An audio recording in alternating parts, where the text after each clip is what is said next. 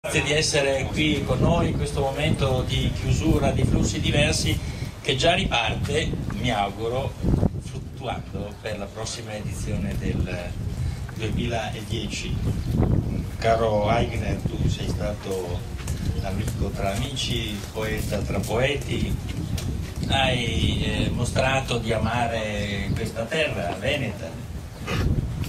passando dalla Toscana, diciamo così, al nord-est e a questa comunità di lavoro che vede raggruppate genti che parlano 5 lingue, oltre a tutte le altre lingue minori importantissime. Io ti saluto a nome della comunità di lavoro Alpe Adria, del suo presidente Tondo, del presidente della Friuli Venezia Giulia, del suo segretario generale che hai conosciuto, il professor Valentin, che è cariziano, e ti saluto ovviamente a nome della Regione Veneto, e quindi del suo presidente e del dottor Tavaro che non è qui con noi perché ha avuto problemi,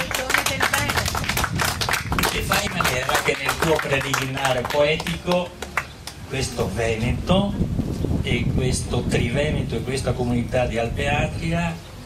nelle sue varianti che tu ben conosci, siano soltanto un luogo di peregrinazione poetica, ma anche di intenso investimento umano tuo. Te lo auguro, è un auspicio e spero che avremo occasione di rivederci presto. Tra l'altro abbiamo trovato dei momenti in comune,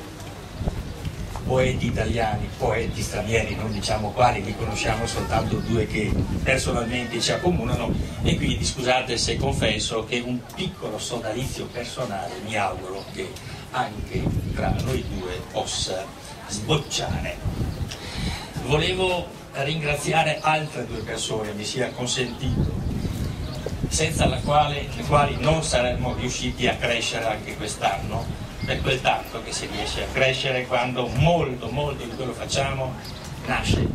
dall'intelligenza ma anche dalla volontarietà. Mi riferisco a Roberto Nassi, che è qui presente, giovane poeta che ha condotto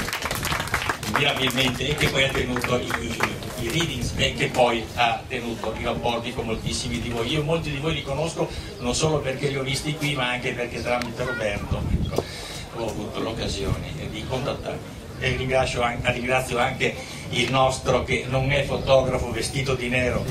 il professor Torcellan, che ha seguito quella parte stupenda che spero qualcuno di voi abbia avuto modo di vedere, che sono i laboratori didattici. Se voi avete visto si chiama Vescovado, o il centro pastorale, delle cose magnifiche che questi bambini poeti ci hanno insegnato attraverso le loro costruzioni, una cosa magnifica, ed è un patrimonio che ho detto a te e Luca di conservare in parte anche per la città di Capri. Che dirvi di più? È stata un'edizione che il buon Dio ha benedetto nonostante il meteo, ma chissà chi era che governava il meteo in quei giorni per intimorirci. Lo spero veramente che la rivederci a flussi diversi nel 2009 non sia semplicemente uno auspicio, ma sia una realtà, perfezionando il tutto in ritiro. Grazie di essere stati con noi a tutti, ovviamente un grazie di cuore ai poeti che hanno rallegrato la giornata.